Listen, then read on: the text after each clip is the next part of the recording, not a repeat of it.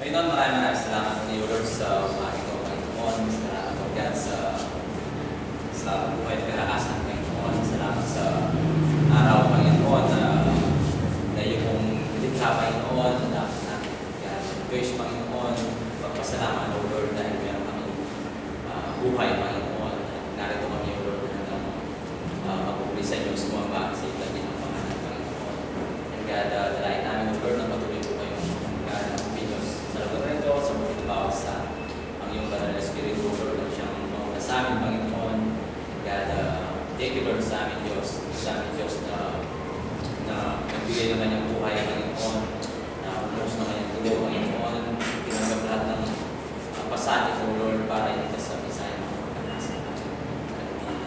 Praise you, Panginoon. We worship you, God. And we thank you, Lord, sa lahat. We love you, Lord, and we praise you.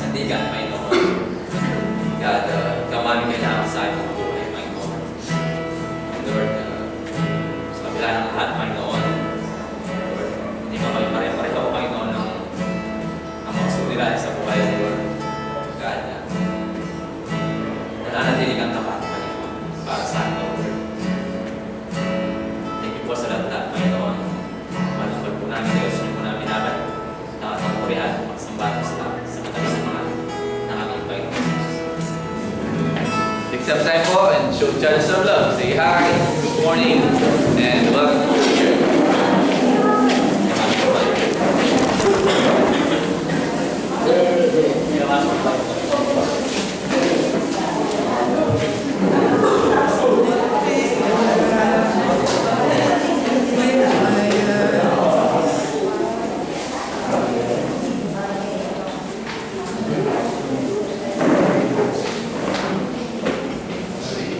Good morning po. Good morning. Kumusta po yung lahat? Okay lang po. Kumusta po yung isang linggo? Pesta, ang daming pesta kayo. Sino po pumunta? Hindi, joke lang. Bago po tayo magsimula, sabi po naman ni Pastor Anthony, mahal daw niya po kayong lahat. Sabi niya, pinapasabi niya sa akin.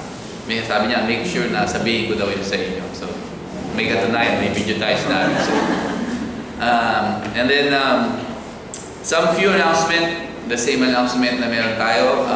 Prayer meeting ng men's, kari Bapang Jumong tayo sa bukas, 7 p.m. Bab. Okay na daw yung lelo. And then, we have Wednesday night, fellowship. Natapos na po natin yung Nehemiah ng Wednesday night.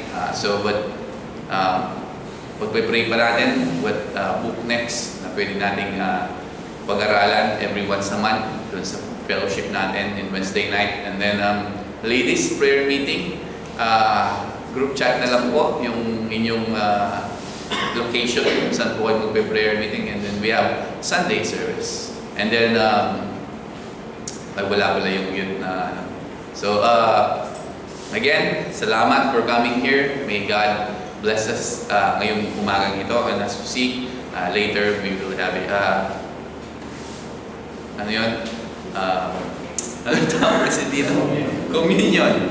We have magko-communion po tayo mamaya. So if you have your Bible, please turn to Galatians chapter 6.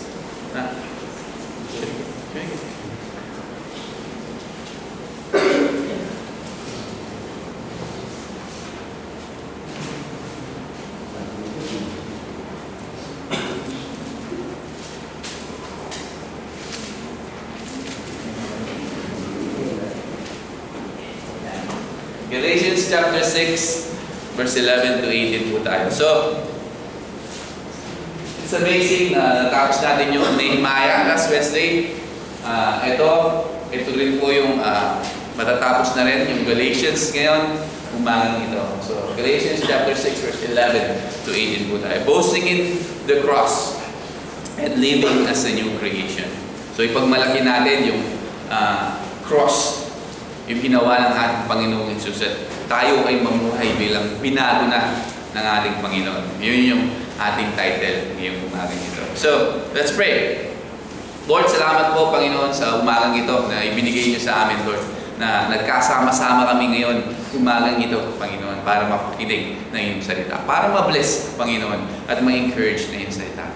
May this morning, ikaw po yung ma-magnify, mag-glorify, mataas yung pangalan mo, Panginoon. Panginoon, yung worship, Panginoon, na aming kinantay, Lord, nawa, naitaas namin yung pangalan mo, Panginoon. Napuri ka namin at nasamba, Panginoon. At Panginoon, sa lahat ng ministry na meron po kami ngayong umagang ito, nawa ikaw yung maging sentro ng lahat. At buksan mo po yung bawat puso namin at hindi lang po ito pakinggan yung mga encourage mo sa amin, yung mga salita mo sa amin, but Lord, isa pa mukhay namin bilang mga anak mo. So thank you so much, Lord, for this great privilege. We love you, Lord. We praise you. In Jesus' name.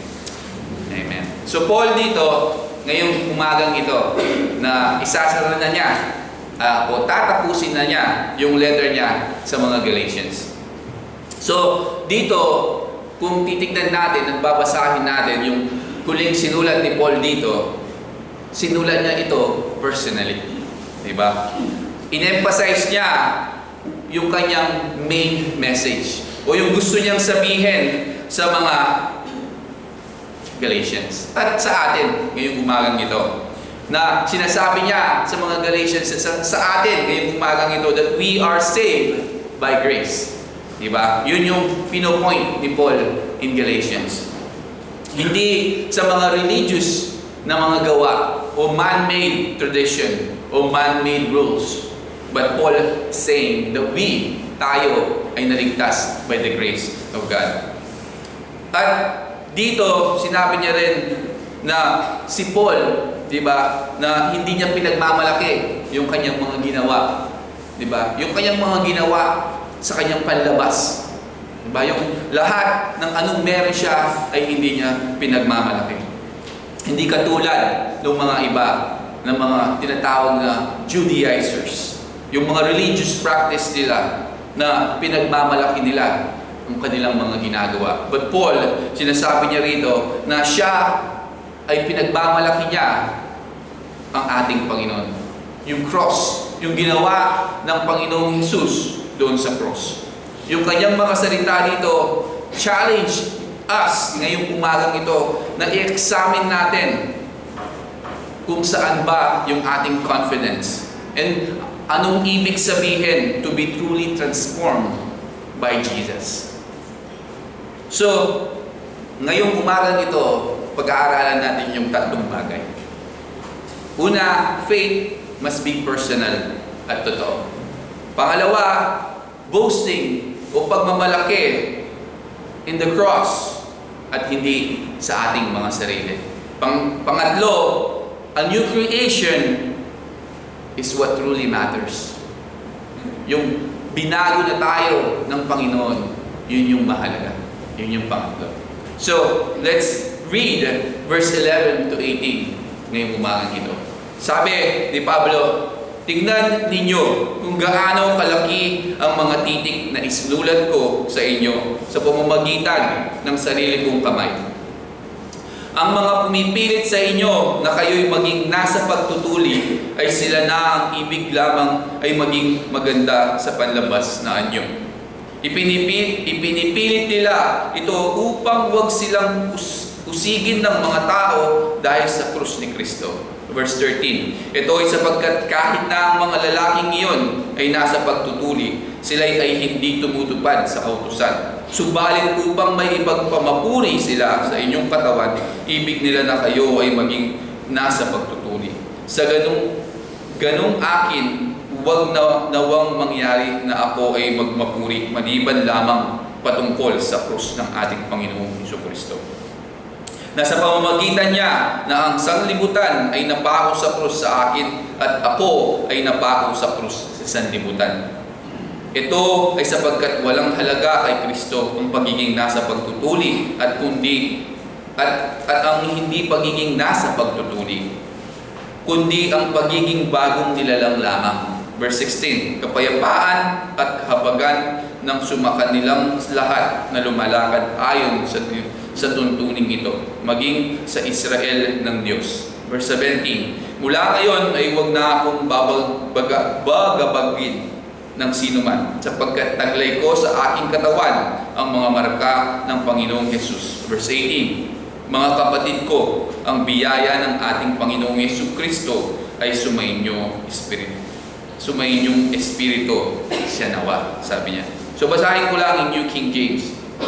Sabi niya, see with what large letter I have written to you with my own hand, as many as desires to make a good showing in the flesh. This would compel you to be circumcised, only that they may not suffer persecution for the cross of Christ.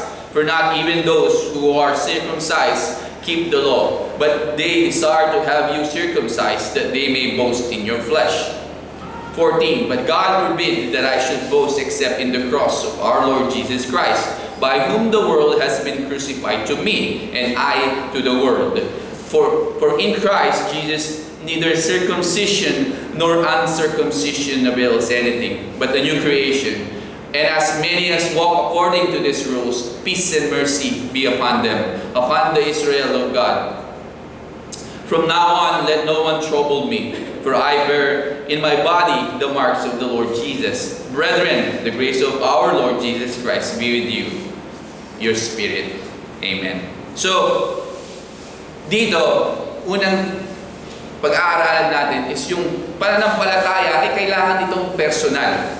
At kailangan ito ay totoo. Yun ay in verse 11 to 13. So Paul dito, sinasabi na naman na kinuha niya yung lapis o ano man yung ginagamit niya, na sinulat niya ng siya mismo ang nagsulat dito. Diba? At in-emphasize niya kung ano yung gusto niyang sabihin sa mga Galatians. Dito, winarningan niya ang mga Galatians against dun sa mga tao na nag-i-enforce ng religious rules. Mga man-made rules na ito yung dapat nyong gawin, ito dapat nyong gawin nyo. So, winarningan ni Pablo yun. Katulad na lamang ng circumcision at mga iba pang mga bagay. Para lamang sa kanilang sariling kapakanan rather dun sa katotohanan ng pananampalataya. Itong mga tao na to na winarningan ni Paul ay kinikare lamang nila about yung appearance. Mas mahalaga sa kanila yung panlabas na kaanyuan rather than transformation inside. So, yung lesson dito ay yung totoong pananampalataya, it's not about pleasing people. Hindi yung para i-please mo lang yung ibang tao or sundin mo yung mga religious custom o yung mga man-made rules na ay kailangan kong gawin to dahil sinabi ni pastor. O kailangan kong gawin to dahil sinabi ng leader sa church. Di ba? No. Sinasabi ni Pablo dito, it's about a personal relationship sa ating Panginoong Hesus. Kung yung ating pananampalataya is based sa mga tradisyon or tinatry lang natin na i-impress yung mga pastor o yung mga leaders o yung mga ibang, matataas na tao, then yung pananampalataya natin ay hindi totoo. Yun yung tandaan natin. Na sinasabi ni Pablo dito, ang pananampalataya natin ay dapat totoo. Ang pananampalataya natin dapat ay personal. Ang totoong pananampalataya ay rooted sa pagmamahal sa Panginoong Diyos. Hindi siya tumitingin sa panglabas na kaanyuan or nagsisik siya ng human approval na kailangan kong gawin to para i-approve ako ni pastor. Hindi ko kailangan kong gawin to para sabihin ng leader sa akin, good job. Di ba? Jesus repeatedly challenge niya yung mga Pharisee. Bakit? Dahil yung mga Pariseo nakapokus lamang doon sa mga external rituals, yung panglabas ng mga ritual, ninineglect nila yung totoong puso na nagkukunik sa Diyos. Di ba? Makikita nyo yun. If you wanna read, that's in Matthew chapter 23 to 27, 28. Ang totoong pananampalataya ay nagtatransform o tinatransform niya yung ating kaisipan, yung ating mga thoughts, yung ating mga action, yung mga desires natin from inside and out. Yun ang tunay na pananampalataya. Sinishape niya tayo kung paano tayo mamuhay araw-araw. Not just in religious setting, but in every aspect ng buhay natin, tinatransform tayo ng ating pananampalataya. So faith should be personal. Dapat tayo ay lumalago sa ating mga panalangin sa Panginoon, yung ating pagsunod sa Panginoon, yung ating tiwala at pagtitiwala at paniniwala sa Diyos at sa Kanyang mga salita. And it's about surrendering yung buhay natin sa Kanya, sa ating Panginoong Hesus. Relying sa Kanyang biyaya sa buhay natin, sa Kanyang kagandaang loob sa buhay natin. At tayo ay namumuhay, walking with Him. Even yung mga iba or no one is watching us. Diba? Tayo ay namumuhay para sa Kanya, kahit walang sino man ang nakakakita. Yun ang pananampalatayang, sabi nga, authentic. Diba? Totoo, tunay. Dahil ang authentic na pananampalataya, totoo o tunay, ay nagpo-produce ito ng bunga. Di ba? Ng bunga, ng pagmamahal, pagpapakumbaba, at desire na maglingkod sa iba. Yun yung tunay na pananampalataya. Not just religious performance. Hindi lang mga man-made rules yung sinusunod. O ginagawa lang natin yun because of religious thing. Na gusto nating, masabihan ng iba na tayo ay isang religyoso. No. But a faith is genuine. It produces fruit. Sabi nga, ng pagmamahal at pagpapakumbaba at desire to serve one another. Sabi ni James in chapter 2, verse 17, "Thus also faith by itself, if it does not have works, is dead." Sabi ni James, di ba? So ang totoong pananampalataya, hindi ito nagsisik ng validation sa mga tao. Na kapag meron kang ginagawa, ay gusto ko sabihin ni pastor sa akin, "Good job, Arnold.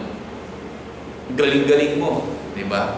Ang tunay na pananampalataya, it's a seek that, yung validation sa ibang tao. But we rest in God's approval alone. Sa ating Panginoon lamang tayo nagtitiwala, umaasa for that approval alone. Sabi nga ng Galatians chapter 1, verse 10, "If I were still trying to please men, I will not be a servant of Christ." Diba? So, Paul is telling us here, faith is personal and faith is genuine at totoo dapat. We don't seek, validation to people, but to God alone. Imagine natin ang isang tao na nag-a-attend sa church para lamang, kailangan kong pumunta ng Sunday service dahil gusto kong makita ako ni pastor, makita ako ng mga leader doon sa church. Di ba?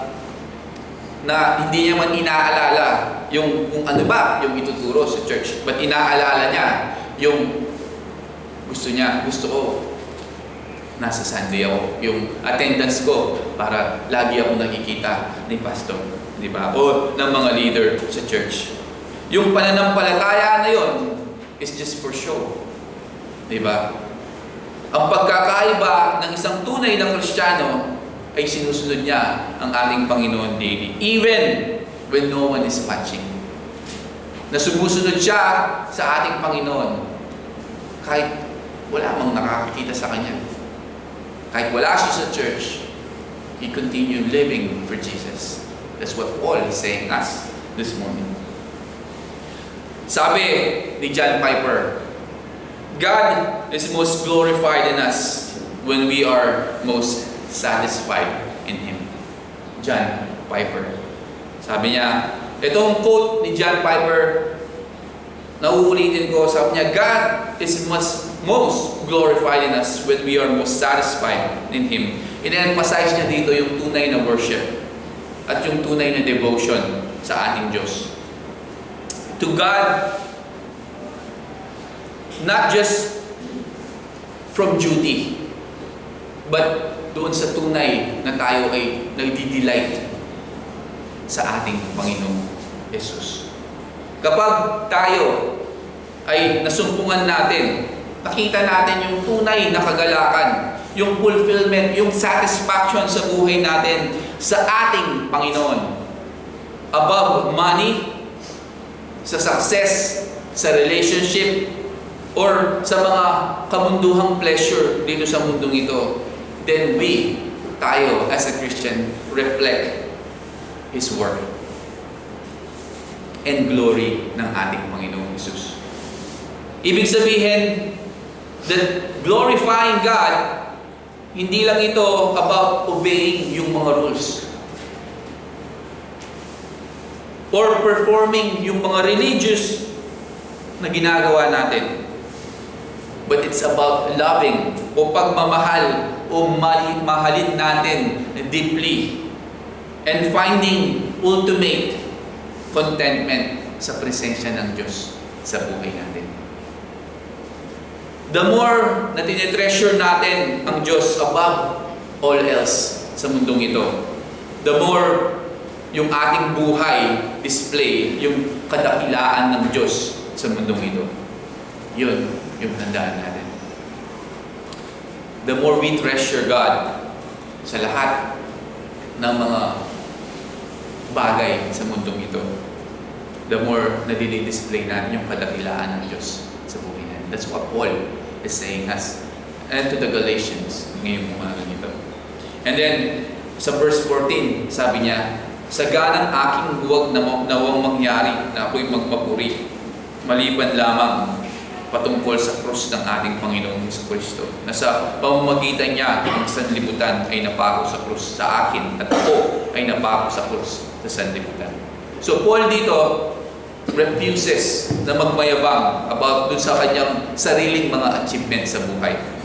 But we know na ang daming achievement ni Pablo sa kanyang buhay. Tama?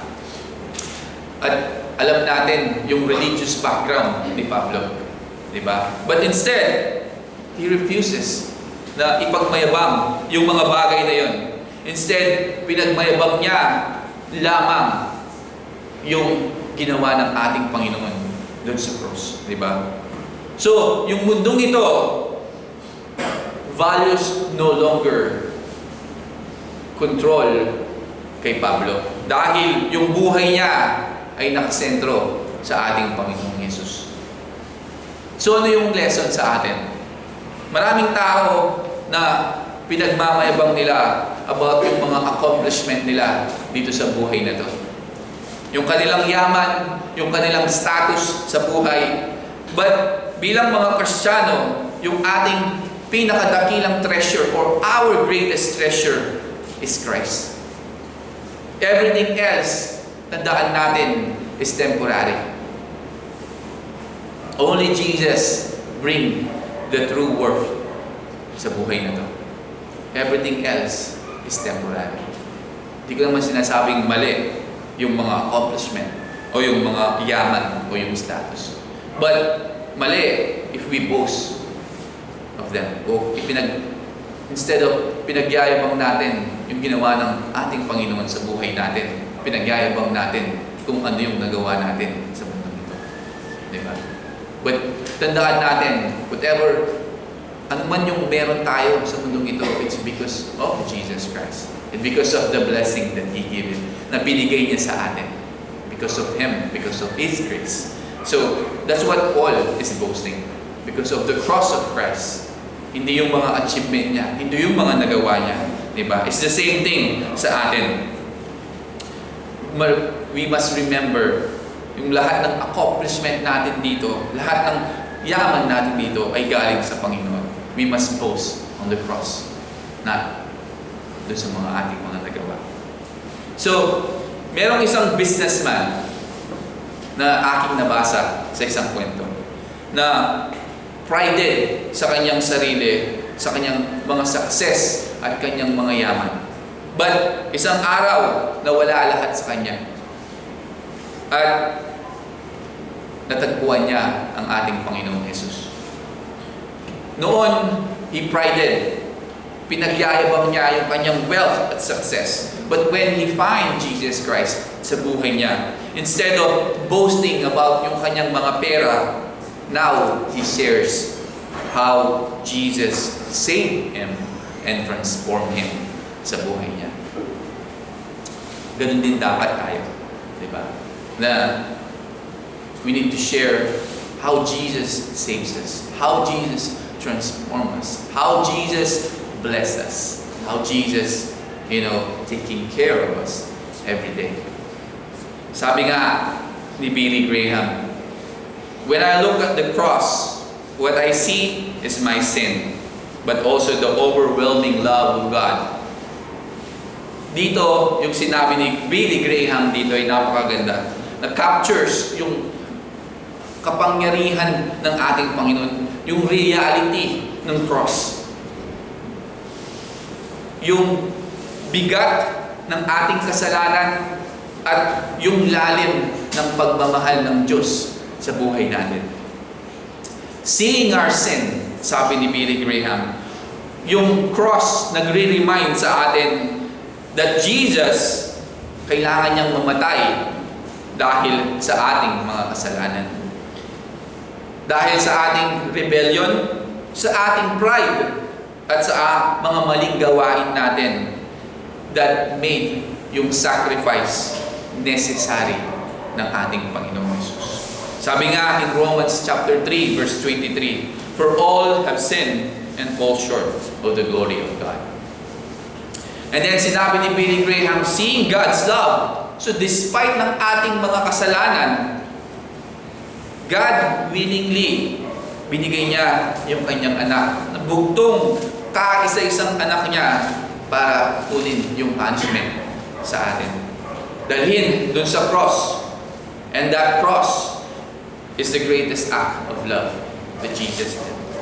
Showing o pinapakita niya how much God desire na iligtas tayong lahat. John 3:16, "For God so loved the world that He gave His only begotten Son." Diba? So, again, don't boast kung ano yung mga nagawa natin, sa mundong ito. Remember that everything we have, again, is from Jesus. It's from God. He blesses abundantly as we continue to serve Him, as we continue to walk with Him. Diba? So, as Paul, sinasabi niya sa atin sa pangalawa, na ipagmayabang natin yung ginawa ni Jesus sa buhay natin. Hindi yung ating mga sarili. And he continues here in verse 15 to 18. "Ito ay sapagkat walang halaga kay Kristo ang pagiging nasa pagtutuli, at ang hindi pagiging nasa pagtutuli, kundi ang pagiging bagong nilalang lamang, kapayapaan at kahabagan ang sumakanilang kalahat na lumalakad ayon sa tuntuning ito, maging sa Israel ng Diyos. Mula ngayon ay huwag na akong bagabagin ng sinuman, sapagkat taglay ko sa aking katawan ang mga marka ng Panginoong Hesus. Mga kapatid ko, ang biyaya ng ating Panginoong Hesus, Jesucristo ay sumainyo, Espiritu siya nawa." So let's focus dun sa English word na, "For neither circumcision counts for anything, nor circumcision, but a new creation."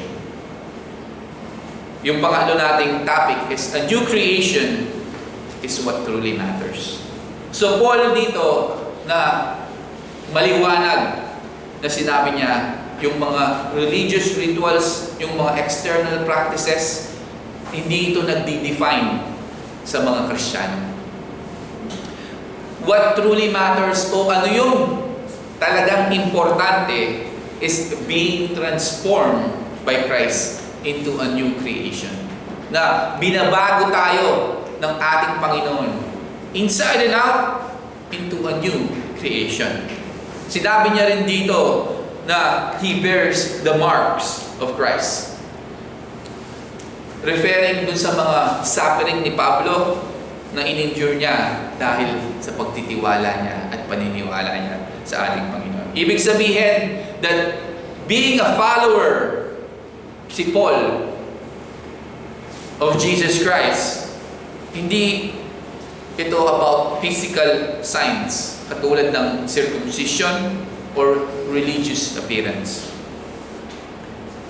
It's the same thing sa atin, di ba? Being a Christian, being a follower of Jesus Christ, hindi about dun sa mga pagtutuli natin o sa mga religious appearance natin, but sinasabi ni Pablo sa mga Galatians at sa atin ngayong umagang ito is about an inner change. Sa loob, sa ating mga puso at sa ating mga buhay. Kapag ang isang tao ay tinanggap ang ating Panginoong Hesus sa buhay niya, they are made spiritually new. Binago o bago na sila spiritually.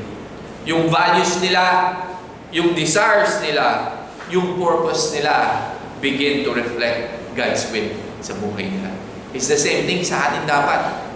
Diba? Because we are Christians. We are followers of Jesus Christ. Dapat yung ating values sa buhay, yung mga desires natin sa buhay, yung mga purpose natin begin to reflect God's will sa buhay natin. Ano ba yung sabi ni Paul sa 2 Corinthians 5:17? Sabi niya, therefore, if anyone is in Christ, he is a new creation. All things have passed away. Behold, all things become new. Sabi ni Pablo. Di ba? Paul dito, like I said, sinabi niya rin yung kanyang mga ininda, yung kanyang mark of Jesus. Yun in Galatians chapter 6 verse 17. Referring dun sa mga physical na kanyang mga scars, mga peklat niya na natanggap sa kanyang mga persecution. Di ba? Beating, stoning, imprisonment, preaching para lamang ipangaral ang salita ng Panginoon. Ito, mga marka na ito are proof ng kanyang commitment to Christ. Pinapakita that si Paul, hindi siya namuhay ng komportableng buhay or approval ng ibang tao, but siya namuhay for the glory of God. So, ibig sabihin ni Pablo dito, in essence, Paul, sinasabi niya, ang isang tunay na Kristiyano, hindi ito nalalaman, nakikita by outward religion, sa panlabas na kanyuan o mga ginagawa natin religiously, but by inner transformation at yung willingness natin to suffer for the Christ, for the sake of Jesus Christ. So, ano yung lesson dito? Christianity o pagiging Kristiyano is not about following yung mga rules, but about being changed by Jesus Christ. Dahil ang tunay na mananampalataya ay namumuhay sa mundong ito differently. Hindi dahil napipressure tayo ng ibang tao, but because Christ, Jesus Christ, binago niya tayo, transform our hearts. Diba? Minsan kasi may mga ibang Kristiyano na, sinasabi nila they're Christians, but truly, napipressure lang sila ng ibang tao, ng pastor, ng pamilya nila. So that's why they pumupunta sila sa church. But again, a true Christian is, being transformed inside, sa puso natin. Example na lamang ng isang tao na laging galit, laging makasarili. But nung natanggap niya o tinanggap niya ang Panginoong Hesus sa kanyang buhay, nawala lahat ng mga galit na yon at pagiging makasarili niya. Diba? Naging pasensyoso siya, naging mabuting tao siya. Yon ay isang patunay na example of a new creation. Diba? Nagpapatunay na siya, yung tao na yon, ay binago ng Panginoon. Yung puso niya ay nabago na ng ating Panginoon. Hindi lang yung panlabas na kanyang behavior, but even the inside of him. God has changed him. Diba? Binago na ng Panginoon. The same thing sa ating lahat dito. Diba? Tingnan natin, look back kung saan tayo noon. Kung sino tayo noon. Kung paano tayo binago ng Panginoon. Example na lang yung sarili ko. Diba? How God changed me from inside and out. Diba? Everything, like I always said, kung sino man ako ngayon, because of God.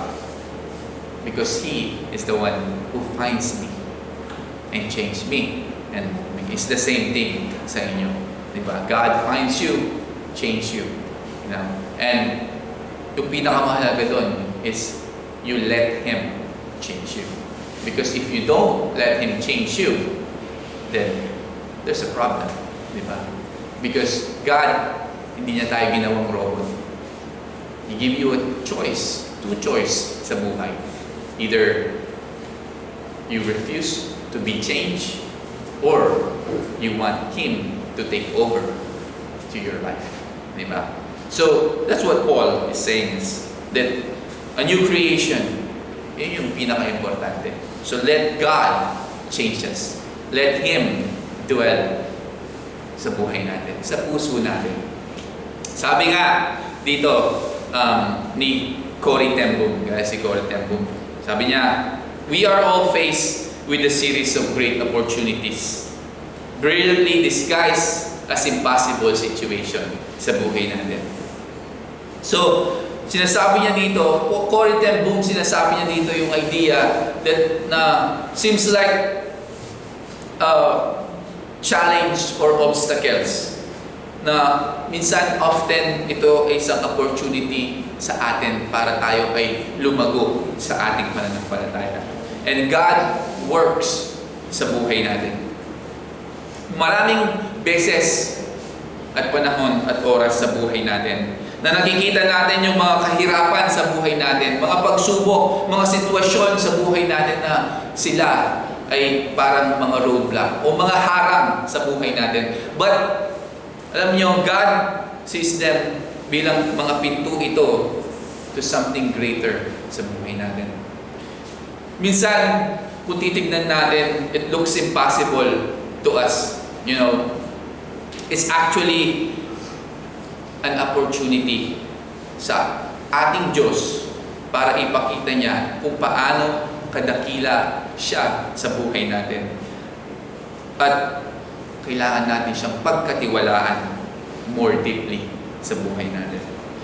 Instead na katakutan natin yung mga kahirapan bilang isang mga Kristiyano, we should look for how God can use them for our good and His glory. Diba? So, Paul, ngayong umagang ito, tinatapos niya yung kanyang letter sa Galatians with a blessing and grace, reminding sa ating lahat that salvation is a gift from God. So, una, yung ating pananampalataya, make it personal at totoo. Diba? Pangalawa, ipagmayabang natin kung ano yung ginawa ng Panginoon sa buhay natin. Unang-una, yung ginawa niya dun sa krus para sa atin at hindi yung ating mga sarili. Pangatlo, let us live. Tayo ay mamuhay as a new creation in Jesus Christ. That because that is truly matters. Yun yung mga halaga. Yun yung mahalaga. So, question sa ating lahat ngayong umagang ito. Are we living? Tayo ba ay namumuhay para i-impress lamang yung ibang tao? Or yung ating pananampalataya is personal? Ano ba yung pinagmamayabang natin? Yung achievement ba natin? O ang ating Panginoong Yesus sa buhay natin? Yung buhay ba natin is truly been transformed by Jesus Christ? Yun yung mga tanong sa ating lahat na tayo lang ang makakasagot. Yung buhay ba natin is been truly transformed by Jesus Christ? So as Paul, isasara niya o tatapusin niya yung letter niya to the Galatians, yung final na salita niya, hindi lang ito a summary. Ito ay isang passionate reminder kung ano yung tunay na mahalaga sa atin, sa mga Galatians, at sa atin na mga Kristiyano. He points us away dun sa mga empty religion, dun sa mga man-made rules na sinasabi ng mga tao noon sa Galatians at sa atin din ngayong panahon natin. Papalayo dun sa mga pride and performance. At Paul, tinuro niya tayo straight dun sa puso ng Ebanghelyo ng ating Panginoon. The cross of Jesus Christ and the transforming power of His grace. sa buhay natin. So, mga kapatid, examine natin yung ating mga puso ngayong umagang ito. Tayo ba ay nabubuhay, like I said, to impress others or to honor God sa buhay natin? Are we clinging dun sa mga tradition sa buhay natin? Or tayo ba ay naglalakad, namumuhay araw-araw kasama ang Panginoong Hesus? Do we bear the outward signs ng mga religion sa buhay natin? Or yung inward marks of being changed ng kanyang pagmamahal? Huwag tayong magmayabang in anything we have done, but only what Christ has done sa ating buhay. Tayo ay mamuhay bilang isang binago na ng Panginoon. Mark, not by dun sa mga ritual, but by a heart surrendered sa ating Panginoong Hesus. May puso na nagre-reflect yung kanyang pagmamahal, yung kanyang mercy o habag ng Diyos at kapangyarihan sa buhay natin. So as Paul prayed dun sa last verse, yung final words niya, sabi niya, the grace of our Lord Jesus Christ be with you, your spirit. Be with your spirit.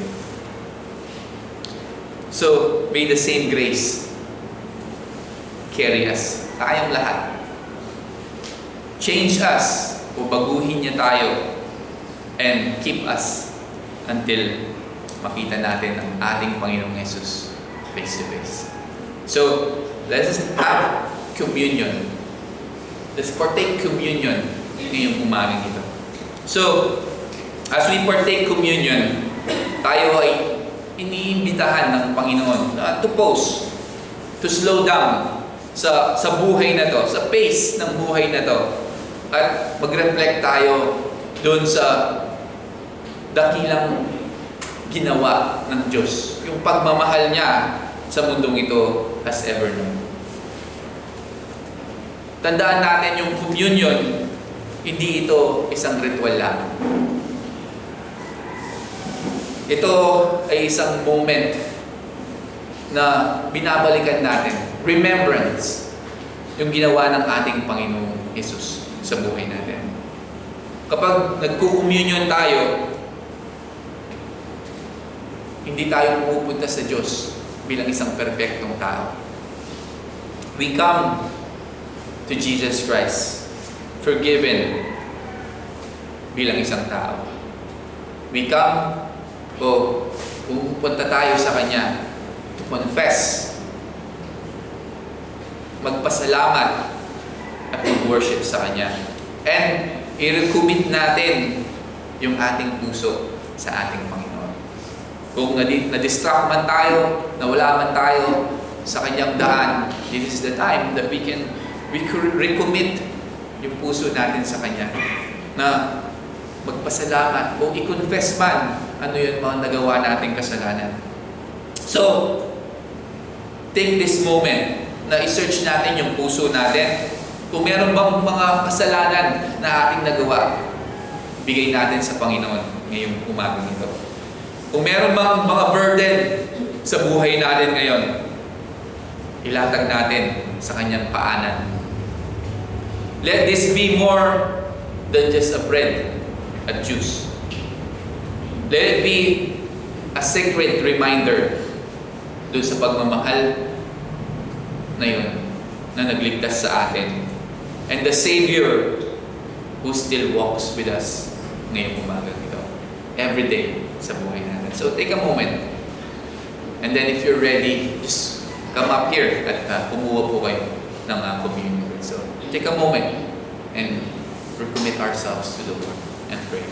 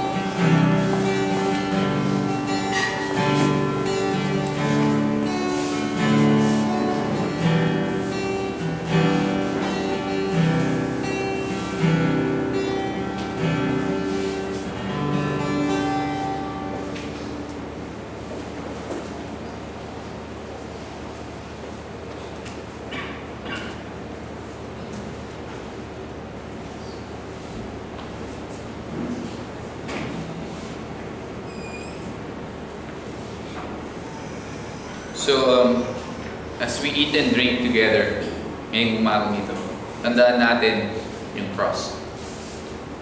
Celebrate natin yung muling pagkabuhay ng ating Panginoon. And look forward dun sa araw na makakasama natin ang ating Panginoon. We will feast kasama niya in glory. So, Jesus, on the night He was betrayed, took bread and broke it and said, "This is my body given for you. Do this in remembrance of me." This bread represents His body, broken, beaten, and nailed to the cross for our sins. Let's partake.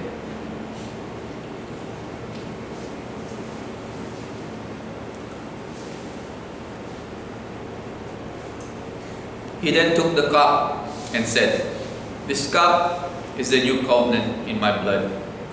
Do this as often as you drink it in remembrance of me." The cup represents His blood poured out to wash us clean and bring us into a new covenant of grace. Let's partake.